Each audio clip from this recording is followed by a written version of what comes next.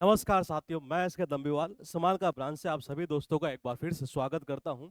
और जैसा कि आप देख पा रहे हैं, जी हाँ, मैं इस वक्त लाइव हूं समाल का ब्रांच श्योर सिक्सटी गुरुकुल की, जहां फाउंडेशन बैच रन किए जाते हैं। जी बिल्कुल सही सुन पा रहे हैं दोस्त। फाउंडेशन बैच जिसमें बेसिक क्लासेज के साथ साथ टेस्ट का जो प्रोग्राम है बच्चों के साथ में रन करते हैं। ये फिलहाल हम बात करेंगे यहाँ पर टीजीएल 2023 के प्री के एग्जाम में पूछे हुए वन वर्ड सब्स्टिट्यूशन के वो क्वेश्चन जो अभी हाल ही में इसी एग्जाम के अंदर पूछे गए हैं दोस्ती के। एक्चुअल में आया कहां से है वो सारी चर्चाएं हम करेंगे। इससे पहले मैं 2 क्लास 3 क्लास आपको दे चुका हूं। सिनोनिम्स का जो पार्ट है वो हम कर चुके हैं, एंटोनिम्स का जो पार्ट है वो हम कर चुके हैं, उसका सेकंड जो पार्ट है साइनो का वो जल्द ही मतलब इस क्लास के बाद में ही आने वाला है। ये फिलहाल हम वन वर्ड सब्स्टिट्यूशन का एक टॉपिक जिसके क्वेश्चन नॉर्मली हर पेपर में 2 क्वेश्चन हमें देखने को मिलते हैं, ये यानी कि 4 नंबर का मैटर है। पार्ट 1 को देख लेते हैं। जी बिल्कुल जी, ये देखिएगा। ये यहाँ जो लिखा है 5000 plus word power, 2300 plus word power और 2100 प्लस वर्ड पावर, यानी कि 3 वो बुक है जो हमारे द्वारा यानी गुरुकुल के द्वारा अंग्रेजी का देसी जुगाड़ के सिस्टम के थ्रू लिखी गई है। ये इन तीनों बुक्स के अंदर इडियम फ्रेजेस, वन वर्ड और साइनो एंटो ये सब कुछ दिया हुआ है। कुछ भी इससे बाहर नहीं जाता, ये कहना कोई अतिशयोक्ति नहीं है। और उससे बड़ी चीज मैं बता दूं कि हमने बुक ऐसी बनाई है दोस्त कि आपको रटने की नीड नहीं है। हमने पूरा सिस्टम ऐसा सेट कर दिया है कि आप पढ़ेंगे और आपको याद होगा। तो बुक बनाना और बुक बनाकर याद करवा देना दोनों बड़ी अलग अलग चीजें हैं। ये देखिएगा दोस्त, एक बार लिखा है वन वर्ड सब्स्टिट्यूशन। पहला क्वेश्चन आपके सामने लिखा हुआ है कि a sentimental memory of the past. ये यानी बीता हुआ जो समय होता है एक तो उसके बारे में कुछ याद आना, सेंटिमेंटल होना एक तरीके से, वो क्या होगा। ये 4 ऑप्शन आपके पास में लिखा हुआ है, आप आंसर देंगे और मैं देखता हूं आपने सही दिया है कि गलत दिया है। जी बिल्कुल सही है। कौन सा होगा? नॉस्टैल्जिया। देखो जी, इसका अर्थ निकलता है घर की याद आना, या कह सकते हैं बीता हुआ जो समय है ना, पास्ट की बात कर रहा है ये, उसकी याद आना एक तरीके से, उसके बारे में सोचना एक तरीके से, ये वो कहलाता sentimental memory of the past. ये यहाँ एक अच्छा वर्ड और है, वो वर्ड कौन सा? यूफोरिया।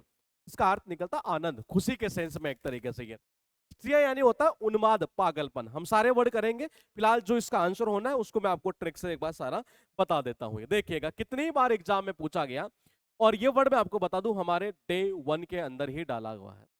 कई बार ऐसा एग्जाम के अंदर हुआ है कि ओनली डे 1 से ही सारा कंटेंट बच्चे के पेपर में आ गया। कई बार डे 1 से, किसी से डे 3 से, डे 4 से, डे 5 से, डे 6 से, मतलब ऐसा कई बार एग्जाम में ऐसा हुआ, और इस बार भी बहुत शिफ्ट में ऐसा हुआ। देखिएगा, नॉस्टैल्जिया नहीं होता strong desire to return home, घर लौटने की जिसकी बहुत ज्यादा इच्छा हो, याद आए घर की एक तरह से, या कह सकते हैं एक तरह से बीता हुआ जो समय पास्ट की बात कर रहा है उसके बारे में सोचना एक तरीके से। अब बोली याद कैसे करेंगे, देखिएगा। मैंने कहा यहां से कर देते हैं नॉस्टल और साउंड ऑफ हॉस्टल, और कहते हैं कि जब हॉस्टल में रहते हैं तो किसकी याद आती है? घर की याद आती है। बीता हुआ जो समय है दोस्त, ये हम उसके बारे में सोचा करते हैं, और इसका अर्थ यही निकलता है बीते हुए समय के बारे में सोचना, या कह सकते हैं एक तरीके से घर की याद आना। उसके बाद देखिएगा क्वेश्चन एक बार फिर लिखा हुआ, वही फिर से एक बार अंग्रेजी का देसी जुगाड़ की डे 1 से ये क्वेश्चन उठाया गया है। देखिएगा, ये a person who does not drink alcohol, एक ऐसा व्यक्ति जो अल्कोहल नहीं पीता हो, शराब से परहेज करता हो, ये वो व्यक्ति क्या कहलाता है? बिल्कुल सही है। कौन सा होगा? टी टॉटलर। बहुत इंपॉर्टेंट वर्ड है ये। उससे ज्यादा इंपॉर्टेंट बता दूं, एक वर्ड है यहाँ पर सेलिब्रेट। सेलिब्रेट यानी होता है बेसिकली, अगर मैं बताऊं तो कह सकते हैं शादी से परहेज करने वाला, दूर रहने वाला, एक बचने वाला एक तरीके से, ब्रह्मचारी कह सकते हैं एक तरीके से।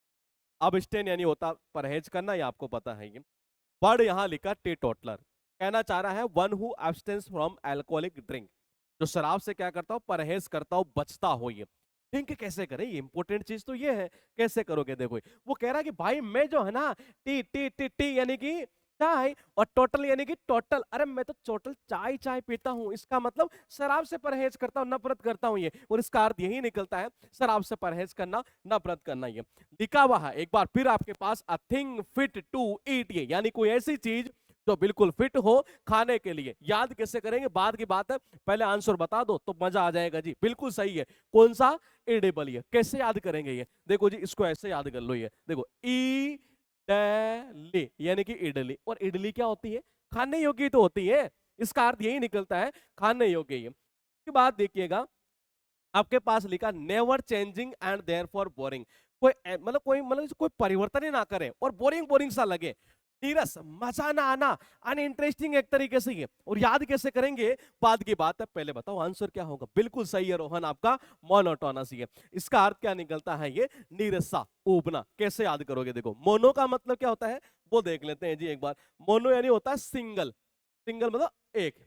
और कहते हैं कि टोन यानी कि टोन। मान लो आप किसी प्रोग्राम में गए जी और उस प्रोग्राम में क्या हुआ, कोई गाना गाने वाली आ गई जी और पता है कैसे गा रही है, मोनो। मोनो यानी कि सिंगल, सिंगल टोन में अगर मान लो वो गाना गा रही है, आपको कैसा लगेगा, बोरिंग बोरिंग सा लगेगा, अनइंटरेस्टिंग लगेगा। और इसका अर्थ यही निकलता है अनइंटरेस्टिंग यानी कि बोरिंग सा एक तरह से। ये लिखा है क्वेश्चन एक बार फिर, which can not be read, जिससे पढ़ा न जा सके। आंसर क्या होगा जरा अपना छोटा सा कमेंट करके बताइएगा। देखते हैं किसका आंसर सबसे पहले आता है। CGL-PRI 2023 के अंदर ये वन वर्ड सब्स्टिट्यूशन के क्वेश्चन दोस्त पूछे गए हैं। और इन्हीं अंग्रेजी का देश जुगाड़ की जो बुक्स आप देख रहे हैं, हर पेज के ऊपर इन्हीं में से ये सारे क्वेश्चन पूछे गए हैं दोस्त। ये फिलहाल देखना ये है कि किसका आंसर पहले आता। बिल्कुल सही है, मैंने कहा इललिजिबल। इललिजिबल यानी क्या होता है, जिसको आसानी से पढ़ा न जा सके। ये तो देखिएगा एक बार, ये इलेजिबल यानी इसका अर्थ निकलता है जिस चीज को आप आसानी से ना पढ़ सके, यानी कि अपठनीय है। कनेक्शन कैसे करेंगे ये ज्यादा इंपॉर्टेंट चीज है। ये इल का मतलब क्या होता है, इल यानी होता है बीमार। कहते हैं कि जब बीमार पड़ते हैं ना दोस्त, ये किसके पास जाते हैं, डॉक्टर के पास जाते हैं। ये और डॉक्टर जो लिखता है ना, कभी समझ में आया, कभी नहीं आया, क्या पढ़ सकते हैं नहीं, तो इसका अर्थ यही तो निकलता है जिसको हम आसानी से ना पढ़ सके, ये वो कहलाता है अपठनीय। वर्ड है आपके पास समवन यानी कोई भी व्यक्ति जो कि मानता हो संसार को, क्या मानता हो, अपना देश मानता हो, विश्व नागरिक दोस्त वो कहलाता है। आंसर क्या होगा जरा देखते हैं किसका कमेंट आता है। जी जी जी, बिल्कुल बिल्कुल बिल्कुल ठीक है दोस्त, ये बिल्कुल सही है, कॉस्मोपॉलिटन इसका आंसर होना है। याद कैसे करेंगे देखिएगा देरी। मैंने कहा इसका अर्थ निकलता है सिटीजन ऑफ द वर्ल्ड, विश्व नागरिक, पूरे संसार को अपना देश मानने वाला। ये कैसे लिंक करेंगे देखिए, आपने नॉर्मली देखो कहां पढ़ा होगा, मैं लिंक अच्छा कर देता हूं और भी। ये को का मतलब होता है को, मैंने कहा मैं यानी कि मैं, पॉलिटी यानी कि पॉलिटी। देखो पॉलिटी के अंदर आपने पढ़ा होगा कि महात्मा गांधी जी के बारे में चर्चा हुई थी और कहते हैं कि महात्मा गांधी जी जो है एक तरह से ये कई कोसों दूरियां, देखो ऐसे कर सकते हो, ये कोस, कोस यानी कई कोसों दूरियां। पॉलिटी में हम जनरली पढ़ते हैं एक तरह से जो महात्मा गांधी जी थे वो मतलब कि बहुत कोसों दूरियां उन्होंने तय की थी एक तरह से, कभी ब्रिटेन चले गए, कभी साउथ अफ्रीका चले गए और ऐसा वहां बहुत दिनों तक रहते भी थे। इसका मतलब जहां जाते वहीं उनको कंफर्टेबल फील होता, यानी पूरे संसार को क्या मानते थे वो, अपना देश मानते थे और उसी को बोलते हैं कॉस्मोपॉलिटन। ये ए पर्सन यानी कि एक व्यक्ति, हु बिलीव्स जो कि विश्वास करता, दैट की laws and government are not necessary, कि जी कानून और सरकार की तो जरूरत है ही नहीं, वो कहलाता अनार्किस्ट है। क्या कहलाता है, अनार्किस्ट है, यानी कि अराजकतावादी है। कैसे याद करोगे देखो, ये कहते हैं याद ऐसे कर लो। और अगर मान लो कोई व्यक्ति ये कहता है कि जी मतलब ऐसी, यूं कह सकते हैं एक तरह से कि ऐसी सरकार, मतलब जहां कोई लॉ ऑर्डर काम ना करे, गवर्नमेंट ही ना हो, एक तरीके से कह सकते हैं ये अराजकतावादी। यानी बंदा ऐसा विश्वास करता होगा जी कोई लॉ ऑर्डर की नीड नहीं, एक तरह से कोई कानून के नियम कुछ भी नहीं होने चाहिए एक तरह से, ऐसा जो बंदा वो होता अराजकतावादी। और कहते हैं कि जिस राज्य में अराजकता का सिस्टम हो जाता है ये, वहां लोगों की जिंदगी भी एक नरक के समान बन जाती है। तो देखिएगा एक का अर्थ निकलता है एक नरक है, यानी कि जो नरक है, यानी एक नरक के समान जिंदगी बन जाती है जहां अराजकता होती है, यानी कि कोई लॉ ऑर्डर काम नहीं करता, तो इसका अर्थ निकलता है अराजकतावादी। क्वेश्चन ये है कि 8 नंबर पर लिखा हुआ है, वन वर्ड सब्स्टिट्यूशन का ये क्वेश्चन है। पूछ ये रहा है कि प्लेस वेयर कॉइन्स, मेडल्स और टोकन्स आर मेड, एक ऐसी जगह है जहां पर कॉइन्स को, मेडल्स को और टोकन को बनाया जाता है, वो कहलाता है दोस्त क्या, मिंट कहलाता है। ये काफी इजी है, मेरे हिसाब से किसी को बताने की नीड नहीं थी, लेकिन फिलहाल मैं आपके नॉलेज के लिए बता देता हूं कि ये सारे क्वेश्चन इसी अंग्रेजी का देश जुगाड़ की बुक्स जो आप देख पा रहे हैं यहाँ पर, ये इनसे ही सारा का सारा कंटेंट एग्जाम में आपके पूछ जाता है। हमारी बुक की खास बात क्या है मैं आपको क्लियरली बता देता हूँ कि गुरुकुल की जो बुक लिखी गई है वो इस तरीके से लिखी गई है कि बच्चे को याद करने में बड़ी आसानी हो, और इतनी आसान हो जाए कि एक जान डाल दे बच्चे के अंदर। देखिएगा जरा, क्वेश्चन लिखा है पर्सन, एक व्यक्ति जो कि नफरत करता है किससे, अन्य लोगों से। ये अब देखो कुछ नहीं है, जो हमारी क्लासेस किए हुए हैं, बुक लिए हुए, बच्चे को पता है, ऐसे सेकंडों में क्वेश्चन करता है ये। देखो ये क्या है, मिसएंथ्रोपी, कुछ नहीं करना था। बच्चे को पता है जी एंथ्रोपी किसके लिए, लोगों के लिए, मानव के लिए। मिस आता है नफरत के लिए, काम खत्म करता है बच्चा, आगे बढ़ जाता है ये। देखो मिसएंथ्रोपी यानी मानव द्वेषी, जो नफरत करता हो एक तरीके से ये। तो है कुछ भी नहीं। अब ये पूरा कॉन्सेप्ट आपको बताना पड़ेगा, पूरा डे चलता है हमारा ये। तो फिलहाल मैं बताता हूँ। मिस आता है वर्ड घृणा के लिए, एंथ्रोपी वर्ड आता है मानव के लिए, तो मानव से घृणा करना एक तरीके से ये। आपके पास ये लिखा है इररेवरेंट। इररेवरेंट यानी होता है जो कह सकते हैं कि सम्मानजनक ढंग से ना करके असम्मानजनक ढंग से, एक तरह से ये डिसरेस्पेक्टफुली कह सकते हैं ये। Behaviour towards anything held sacred, यानी कोई भी ऐसी चीज जो पवित्र हो और उस पवित्र चीज के बारे में असम्मानजनक ढंग से बोलना, व्यवहार करना, यानी अपवित्र करना ये। और वो कहलाते हैं भगवान के बारे में जो है एक तरह से ये गलत गलत बातें बोलना, अपवित्र शब्दों का यूज करना, वो कहलाता है ब्लेस्फेमी। आंसर कौन सा होगा? सी वाला। कैसे करेंगे याद देखिए। अर्थ निकलता है कि भगवान के बारे में या धर्म के बारे में एक तरह से गलत गलत शब्दों का यूज करना, आप पवित्र शब्दों का यूज करना, और वही क्या कहलाता है? ब्लेस्फेमी। कैसे करोगे? देखो जी, ब्लेस्फेमी और साउंड ऑफ गलतफहमी, ब्लेस्फेमी और साउंड ऑफ गलतफहमी। कहते हैं कि जब भगवान के बारे में हो जाती है क्या? गलतफहमी। जब गलतफहमी हो जाती है किसी धर्म के बारे में, लोग उस धर्म की क्या करते हैं? निंदा करते हैं, गलत गलत शब्द बोलते हैं उस धर्म के बारे में। और इसका अर्थ यही निकलता है कि किसी धर्म के बारे में या भगवान के बारे में गलत गलत शब्द बोलना, अपवित्र शब्द बोलना ये। उसके बाद देखिएगा क्वेश्चन क्या है 11 नंबर पर। ये money paid to former wife ये, यानी अपनी जो पूर्व पत्नी है या हस्बैंड हो सकता है या पार्टनर हो सकता है, जिसको पैसा पे किया जाता हो when the marriage is ended, जब शादी क्या हो गई हो? खत्म हो गई हो। चार ऑप्शन आपके पास लिखे हैं, देखते हैं किसका आंसर आता है। बिल्कुल सही है मेरे भाई। कौन सा होगा? अली मनी। कैसे याद करोगे? कुछ नहीं है जी। कोर्ट ने कहा कि जब आप अलग हो गए। अली को कहा कि बेटा देना पड़ेगा तेरे को, क्या? मनी देना पड़ेगा। ये क्या देना पड़ेगा? मनी। अरे मनी किसको देगा? अपनी वाइफ को देगा, और अपनी वाइफ को जो मनी देगा वही कहलाता है अली मनी।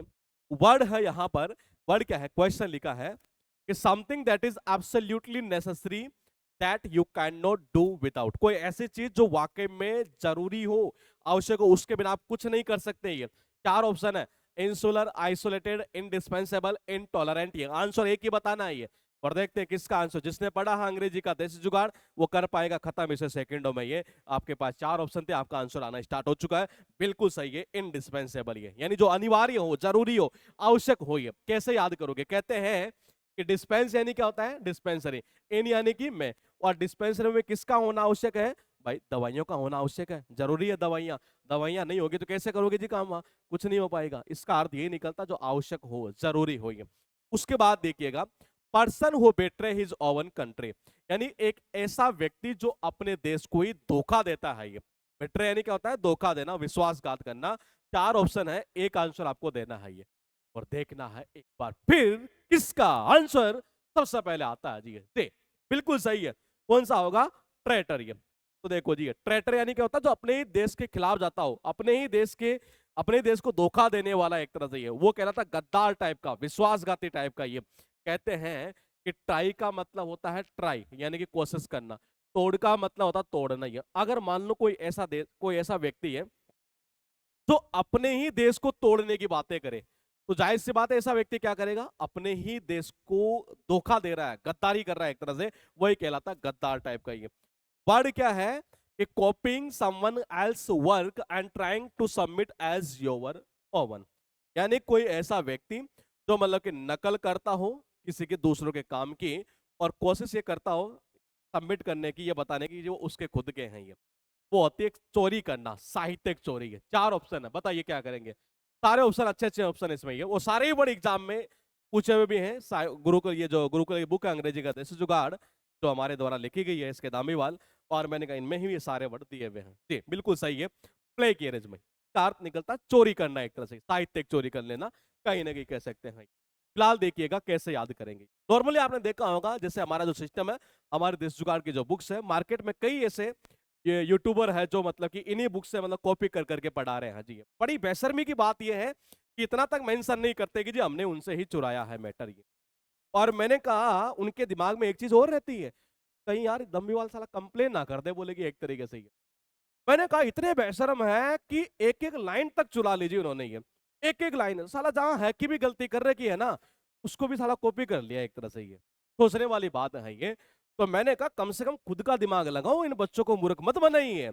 ये सारा बुक मैंने जो लिखी है, ये मुझे पता है कि मेरी मेहनत क्या है इस बुक में। मुझे पता है कि मैंने लिखा कैसे है इन बुक को, ये और सारा कंटेंट ऐसे कैसे कॉपी किया था। अरे कुछ तो चेंज कर लेते, जहां नहीं है, नहीं आना चाहिए था, उसको भी कॉपी कर लिया हमने। तो बुक दोबारा पब्लिश कर दी है, जहां गलती थी थोड़ी बहुत, ये छोटे मोटे ये वहां सही कर लिया। लेकिन खुद भी दिमाग लगा लिया करो, टीचर बनते हो तो मेरे भाई। तो देखिएगा जरा एक बार, ये प्लेगियरिज्म का अर्थ निकलता है चोरी करना एक तरह से। अब इनके दिमाग में पता क्या रहता है, हर पल यही रहता है कि कहीं साला ये दम्बीवाल है ना, ये दम्बीवाल जो कहीं क्या ना कर दे, कंप्लेन ना कर दे पुलिस में। ये तो हर पल इनके दिमाग में ये रहता है कि आ गई रे, आ गई रे पुलिस। अरे पुलिस तो नहीं आ गई रे कहीं, ये कहीं तो मेड में भी है जो चुराती है ये। और मेरे भाई भाई तो क्या बोलूं अभी, मैंने कहा कम से कम चुराओ तो कंटेंट को, उसमें थोड़ा फेरबदल भी कर लो। लाइन टू लाइन है, नोट्स भी दे रहे हैं बच्चों को लाइन टू लाइन, और ऐसे दे रहे हैं जैसे कि खुद का बनाया हो ये। जब बनाओगे ना, ये अच्छी अच्छी जगह पसीना आने लग जाएगा ये, कि जो कंटेंट कैसे बनाया जाता है, ये हमने बनाया है। ये चुराना है, मैं कहता हूँ स्टैटिक जीके का बैच है, शॉर्ट 60 गुरुकुल का एप्लीकेशन डाउनलोड करिए, पूरा बैच है वहां पर, ये लगाया पूरा जुगाड़ हमने। ये करिए कॉपी एक बार, ये पसीना ना आ जाए, पता चलेगा क्या चीज पढ़ाई है हमने। ये फिलहाल देखिएगा, जल्दी ला रहा हूँ पॉलिटी, और ऐसा ला रहा हूँ कि यूट्यूब पर किसी ने ना पढ़ाया होगा। ये देखिएगा, ये हर पल इनके दिमाग में क्या रहती है कि आ गई रे, आ गई रे, आ गई रे पुलिस, पुलिस आ गई रे, आ गई रे, आ गई रे। मतलब जैसे डर लगता है इनको, क्योंकि चोरी की है ना, तो इसका अर्थ यही निकलता है साहित्यिक चोरी है। लिखा हुआ है आपके पास में एक बार फिर, गवर्नमेंट गवर्नड बाई उपायल्टी, धनी लोगों के द्वारा जो सरकार चलाई गई है वो क्या कहलाती है। चार ऑप्शन आपके पास लिखे हुए हैं जी, बताइए जी। चारों ही बड़े अच्छे ऑप्शन है, और देखते हैं, बिल्कुल परफेक्टली सही है, प्लूटोक्रेसी है। देखो आपने नाम सुना होगा डेमोक्रेसी है, तो अपने देश में है ये। प्रजातंत्र, लोकतंत्र, ये सब में कॉमन क्या आ रहा है, क्रेसी। यानी क्रेसी का मतलब निकलता तंत्र, तंत्र मतलब कि system of government, system of government का मतलब सरकार को चलाने का तरीका क्या है आपका, वो कहलाता है क्रेसी। तो मैंने कहा देखिएगा जरा एक बार, ये प्लूटोक्रेसी यानी होता है जो रिच पीपल के द्वारा, धनी लोगों के द्वारा सरकार जो चलाई गई है, वो कहलाता है प्लूटोक्रेसी है। कैसे करोगे, मैंने कहा नॉर्मली नेता लोग क्या करते हैं, सारे नहीं, कुछ कुछ हमने देखे ऐसे ही। तो मतलब क्या होता है कि जब भी सरकार आए, तो देखो पी का मतलब पब्लिक, और पब्लिक को क्या करो जी, लूटो लूटो लूटो लूटो, और क्या बन जाओ, धनवान बन जाओ जी। कार्ड यही निकलता है, धन एक तंत्र ये। उसके बाद देखिएगा, वर्ड है आपके पास में, क्वेश्चन लिखा हुआ है, whole second on neglected child, यानी एक ऐसा बच्चा जिसको त्याग दिया गया हो एक तरह से, ये वो हैज नो होम, जिसके पास कोई घर ना हो, and spends most of his time on the street, पर अपना ज्यादातर समय जो है ना गलियों में गुजारा करता हो। ये चार ऑप्शन आपके पास लिखे हुए थे, एक आंसर आपको यहां पर देना था। देखना यह है कि किसका आंसर सबसे पहले आता है जी। जी परफेक्टली सही है दोस्त, ये कौन सा होगा, वैप होगा। फ्यूजिटिव जो वर्ड यहां लिखा हुआ है, इसका अर्थ निकलता है भगोड़ा, जो कानून के नियमों से क्या करता हो, भागता हो, वो कहलाता है फ्यूजिटिव। ये फिलहाल जो वर्ड लिखा है वो लिखा है वैप, ये जिसका अर्थ निकलता बेगर बच्चा, दुबला पतला एक तरीके से, जिसका कोई घर ना हो जी। ये कैसे याद करेंगे, जरा गौर से देखिएगा। ये मैंने कहा याद करने का तरीका जो है वो आप पॉइंट टू पॉइंट समझेंगे तो समझ में आएगा ही। मैंने कहा आपको सबको पता है, ये देखो एक कनेक्शन अच्छा कर लेते हैं, ये चेंज कर देते हैं थोड़ा सा। ये आपने नाम सुना होगा कटरीना कैफ का, ये जो लंदन की एक तरीके से, तो देखो लंदन की रहती कहाँ है, यहाँ रहती है, तो देखो कैसे याद करोगे, पैफ और साउंड ऑफ कैप, और कैप कौन सी, कटरीना कैफ, ये जो कि है कहाँ की, लंदन की, रहती कहाँ है, इंडिया में, यानी बेगर हो गई जी एक तरह से, यही घूमती रहती कभी कभी ये। तो मैंने कहा इसका मतलब बेगर जो बच्चा होता है दुबला पतला, वो कहलाता है पैफ। ये वर्ड है gradual recovery of health and strength, ये यानी कि धीरे धीरे जो है बीमारी ठीक होना, वो कहलाता है। चार ऑप्शन आपके पास लिखे हुए हैं, देखना यह है कि किसका आंसर सबसे पहले आता है जी, बताइए जी। परफेक्टली सही है, कन्वालेसेंस, ये जिसका अर्थ निकलता है धीरे धीरे बीमारी का ठीक होना एक तरीके से। ये यहाँ एक अच्छा वर्ड और है, मैं आपके लिए बता दूं, ये रिजुवेनेशन, जो एग्जाम में पहले आ चुका, जिसका अर्थ निकलता फिर से जवान कर देना, नया कर देना एक तरीके से, वो कहलाता बी ऑप्शन। ये चार ऑप्शन है, देखिएगा। कन्वालेसेंस, देखो नॉर्मली क्या होता है, जैसे मान लो आप किसी गांव में रहते हैं या किसी कॉलोनी में रहते हैं, बड़ी कॉलोनी हो, बड़ा गांव हो, तो ऐसा नॉर्मली हमें देखने को मिलता है कि कोई ना कोई ऐसा व्यक्ति जिसको ऐसी बीमारी हो जाती है कि वो ठीक ही नहीं होती है, उसके घर वाले बेचारे उसको बहुत जगह दिखा लेते हैं, फिर भी वो ठीक नहीं होती है। फिर पता है क्या होता है, फिर यह होता है कि अगर मान लो किसी दिन वो ठीक हो जाए, बीमारी से ठीक हो जाए, हर कोई पूछता है फिर ये, बोले यार भाई साहब आपने जो है ना, कौन से हैं वाले, यानी कि जो वाले, कौन से वाले डॉक्टर से आपने इनका इलाज करवाया है जो ये ठीक हो गए हैं ये। फिर हम यही तो पूछते हैं ये, तो इसका अर्थ यही निकलता है एक तरह से ये बीमारी से ठीक होना ये। उसके बाद देखिएगा क्वेश्चन है 18 number, a large cage building और एनक्लोजर टू कीप बर्ड्स, यानी पक्षी को रखने के लिए जो कह सकते हैं कहीं ना कहीं एक तरह से जो पिंजड़ा एक तरह से ये वो क्या कहलाता है? ये चार ऑप्शन आपके पास में, देखते हैं किसका आंसर आता है। आपके नॉलेज के लिए बता दूं, यहाँ चार वर्ड जो लिखे हैं ना, वो चारों के चारों वर्ड एग्जाम के अंदर एज ए मेन वर्ड के रूप में आ चुके हैं। ये सारे वर्ड हमने इन्हीं बुक्स के अंदर डाल रखे हैं। देखिएगा, देखते हैं किसका आंसर सी परफेक्टली सही है। अब ये अब याद कैसे करोगे? कुछ नहीं करना। देखो आपने एक वर्ड सुना होगा मोर्चरी है। मोर्चरी यानी क्या होता है? जहां पर डेड बॉडी को रखा जाता है वो मोर्चरी कहलाता है। मैंने कहा उसमें क्या आता है जी? ARY आता है। अब ये देखो एक्चुअली पूरा बेस बनता है, ये डे में सिखाया हुआ है। ये ARY जो है वो आता है जगह या स्थान के लिए, यानी रटना नहीं इन चीजों को, हमने इस तरह से रिलेट किया इन चीजों को। मैंने कहा एवी और साउंड ऑफ कीवी। कीवी क्या है? पक्षी है, तो यहां पक्षी को रखा जाता है, वो कहलाता है एवियरी। 19 नंबर पर लिखा हुआ ग्रुप ऑफ वर्शिपर्स, जो भक्तजन होते हैं एक तरह से, उन वर्शिपर जो है एक तरह से पूजा करने वाले, उनका जो समूह होता है, मंडली जिसको बोलते हैं, वो चार ऑप्शन है जी। बताइए चार में अच्छी बात बताऊं, ये BCD तीनों एग्जाम में आ चुके हैं, सारा डाला हुआ है देसी जुगाड़ बुक में, बिल्कुल सही है कांग्रेगेशन ये। अब देखो याद कैसे करोगे? कहते हैं कि कांग्रेस वाले भी जो होते हैं ना, ये कभी कभी क्या करते हैं? धार्मिक सभा करते हैं जी। ये का अर्थ यही निकलता है धार्मिक सभा। ये आपके पास एक place where grains are stored, ये पता ये कहाँ है? ये एक ही डे में डाले हुए हैं, यानी हमने सिस्टम से सेट किया पूरी बुक को एक तरह से।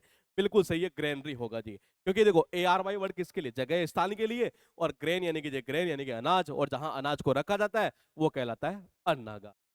बाकी का हम मुलाकात करेंगे आपसे अगले पार्ट के अंदर 21 नंबर क्वेश्चन के साथ। तब तक आप बने रहिएगा English by SK Dambiwal YouTube channel पर। फाउंडेशन बैच जो कि समाल का ब्रांच और पानीपत ब्रांच पर 28 अगस्त से आ रहा है, अगर आप एडमिशन लेना चाहिए एज ए ऑफलाइन, आप रजिस्ट्रेशन करवा सकते हैं। रजिस्ट्रेशन के लिए जो नंबर है हमारे, वो नंबर है 999165 784।